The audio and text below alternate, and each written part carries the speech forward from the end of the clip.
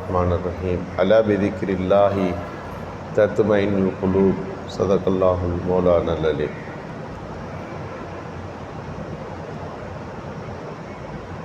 மேலான அல்லாஹ்வின் நல்லடியார்களே,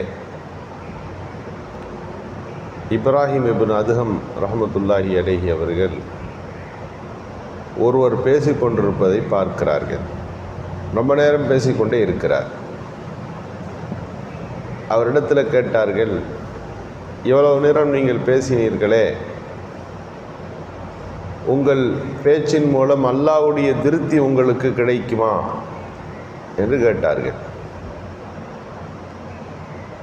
ரெண்டாவது சொன்னார்கள், இவ்வளவு நேரம் நீங்கள் பேசினீர்களே, இந்த பேச்சு உங்களுக்கு நரகத்திலிருந்து விடுதலையோ அல்லது சொர்க்கத்தையோ பெற்று தந்து விடுகிறதா என்று கேட்பார்கள். அவர் சொன்னார், இதெல்லாம் இல்லை, சும்மா பேசி கொண்டிருக்கிறேன். என் பேச்சு அது உலகம் சார்ந்த ஏதோ ஒரு பேச்சு, அவ்வளோதான். அப்போது சொன்னார்கள், நீ இதையே திக்ரு செய்வதிலே நீ கழித்திருந்தால், உன் நாவனுடைய இந்த சுழற்சி வெறும் பேச்சு இல்லாமல் இறை துதியை இங்கே நீ நிகழ்த்தியிருந்தால் அது அல்லாஹுடைய திருப்தியை கொடுத்திருக்கும்.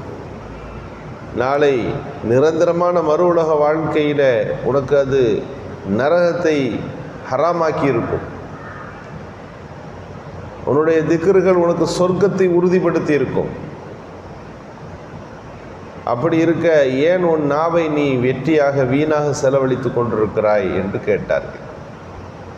உண்மையில் இறைவனுடைய வார்த்தைகளை, அல்லாஹுவின் பெயர்களை, திக்ருகளை நாம் செய்கின்ற போது பல்வேறு விதமான லாபங்களை நாம் பெறுகிறோம்.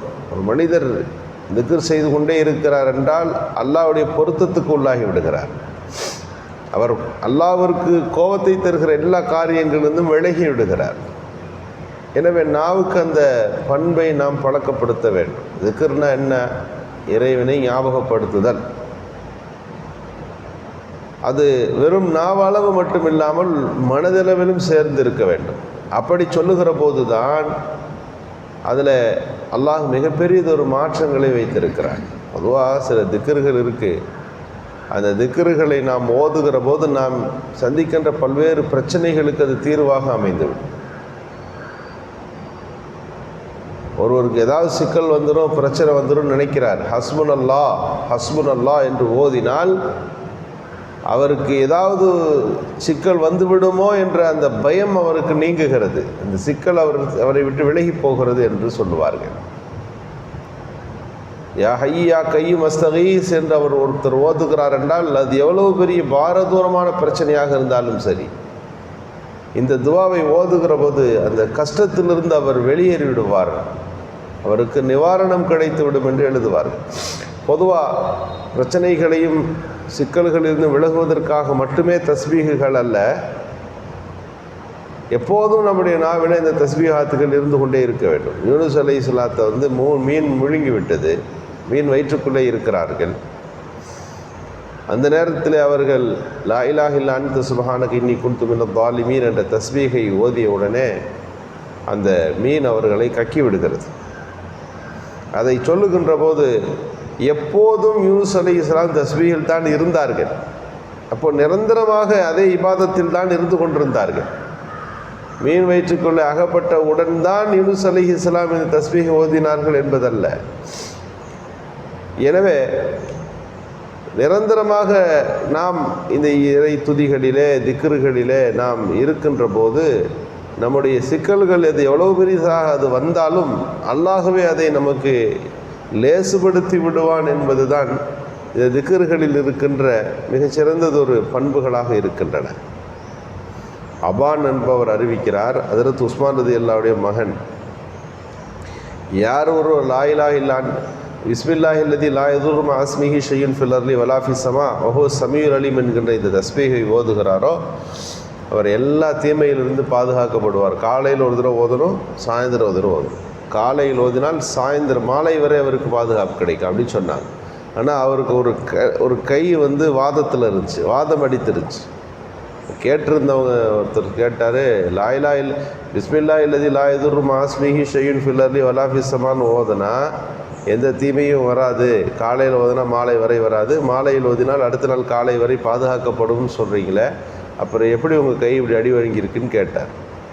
இப்போ சொன்னார்கள், நான் வடமையாக ஓதுகிற மனிதன்தான், என்றைக்கு இந்த நிகழ்வு எனக்கு ஏற்பட்டது அன்றைக்கி நான் ஓத மறந்து விட்டேன் என்று சொன்னார். அந்த அளவிற்கு தஸ்பீஹாத்துகளிலே நமக்கு பாதுகாப்பு இருக்கிறது என்பதை நாம் புரிய வேண்டும். அனஸ் ரலியல்லாஹு ஒரு பெரிய சஹாபி. ஹஜ்ஜாஜ் இப்னு யூசுஃப்ன்றவன் பல பேரை சித்திரவதை செய்து கொண்டிருந்த ஒரு கொடுங்கொன்மையான மன்னர். அந்த மன்னர் காதில் செய்தி வந்து விழுகுது, அனஸ் நமக்கு எதிராக பேசிக்கிட்டு இருக்கார், அனஸ் ரலியல்லாஹு கூட்டிட்டீங்க வாங்க அப்படின்ட்டான். அவரை தண்டிக்க வேண்டும் என்ற முடிவை எடுத்து விட்டான் ஹஜ்ஜாஜ் இப்னு யூசுஃப். அனஸ் ரலியல்லாஹு வந்தார்கள், சபைக்கு வந்தார்கள். எப்போதும் போல வெளியே என்ன பேசினார்களோ அதையே தான் ஆட்சிக்கு எதிராக சொன்னார்கள். உன் செயல்பாடுகள் சரியில்லை, அநியாயக்காரர்களை உன் பக்கத்திலே வைத்திருக்கிறாய், நல்லவர்களை இறைநேசம் பெற்றவர்களை கொல்லுகிறாய், அவர்களை தண்டிக்கின்றாய், நிந்திக்கின்றாய், உன் செயல் சரியில்லை, உன் ஆட்சி சரியில்லை என்றார். தண்டிக்கிறதுக்கு தான் வந்திருக்கிறேன், நான் உன்னை தண்டிக்கலான்னு இருக்கிறேன். இன்றைக்கி உன்னோட இவ்வளோ காலம் உன் பேச்சுக்கு இப்போது சரியான பதில் இப்போது உனக்கு கிடைக்கப் போகிறது, உன்னை கொல்லப் போகிறேன் என்று சொன்னார். ஹஜ்ரத் அனஸ் ரலியல்லாஹு சொன்னார்கள், உன்னால் கொல்ல முடியாது. காரணம் என்ன தெரியுமா? நபிகள் ஸல்லல்லாஹு அலைஹி வஸல்லமுடைய வார்த்தைகளின் மீது நாங்கள் அதிக நம்பிக்கை கொண்டவர்கள்.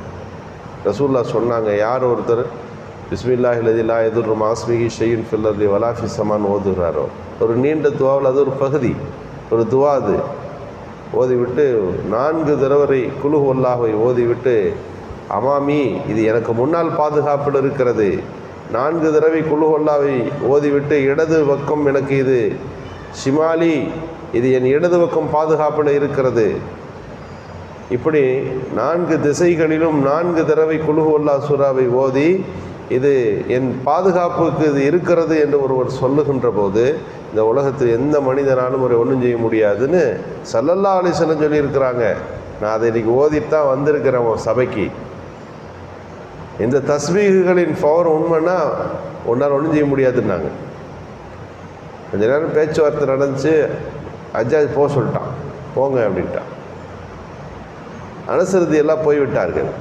மந்திரி ஒருத்தர் உள்ளமாக கேட்டார், நல்ல வாய்ப்பு, நம்ம இந்த பகுதிக்கு வருகிற போது தான் இவரெல்லாம் விசாரிக்க முடியும், இவரெல்லாம் தண்டிச்சிட்டா இது மாதிரி பேர் 4 பேர் வெளியே வரமாட்டாங்கல்ல, கிடைச்ச வாய்ப்பு ஏன் விட்டீங்க அப்படி சொன்னப்போ, நான் அவரை ஏதாவது செய்யணுன்னு தான் நான் பேசணும்னு நினைக்கிறேன், நெருங்குறேன், ஆனால் அவரை நெருங்குகிற போது அவரிடமிருந்து 2 சிங்கங்கள் வெளிவருவதைப் போல எனக்கு காட்சி தருது, நான் நெருங்குறப்பெல்லாம் ஏதோ ஒன்று நடக்குது, அப்போ இது நம்முடைய சக்திக்கு மீறி ஏதோ ஒன்று அங்கே இருக்குதுன்னு நான் புரிந்து கொண்டு அவரை நான் விட்டுவிட்டேன் என்பதாக ஹஜ்ஜாஜ் சொன்னானா. இப்போ நாம் எங்களுக்கு கவனிக்க வேண்டிய விஷயம், அல்லாஹ்வுடைய வார்த்தைகளை, அல்லாஹ்வின் பெயர்களை, அவனை புகழுகின்ற வாக்கியங்களை, வாசகங்களை சொல்லுகின்ற போது நம்முடைய வாழ்க்கையில் நமக்கு அது மிகப்பெரியதொரு பாதுகாப்பாக இருக்கும் என்பது தான் அது சிறந்த செய்தியாக இருக்கிறது. எனவே காலை விடிந்ததிலிருந்து இரவு தூங்க போகிற வரை இந்த வார்த்தைகள் நம்மிடத்தில் இருக்கிறோம். தூங்கி எழுந்தவுடன் என்ன துவா ஓதுறோம்? யா அல்லாஹ் உன்னுடைய அருளை கொண்டு எழுந்திருக்கிறேன் என்று சொல்லுகிறோம். தூங்க போகிற போது என்ன சொல்கிறோம்? அல்லாஹும்ம பிஸ்மிக அமூது வஅஹ்யா, நான் உன்னுடைய அருளால் நான் தூங்க போகிறேன், நான் தூங்கிய பிறகு நீ தான் என்னை எழுந்து அமர வைப்பவன். அந்த 2க்கு மத்தியில் இருக்கின்ற அந்த வாசகங்கள் இருக்கிறதே, தூங்கி எழுந்தவுடனும் தூங்க போகிற போதும் இடைப்பட்ட இந்த சூழல்களில் நாம் இறை சிந்தனையோடு நாம் இதில் கடமைப்பட்டவர்களாக ஆகிவிடுகிறோம். அல்லாஹு சுப்ஹானஹு வ தஆலா இறை துதியை அதிகம் செய்கின்ற நல்ல தௌஃபீக்கை நமக்கு நல்குவானாக. சுப்ஹானல்லாஹி பிஹம்திஹி அதத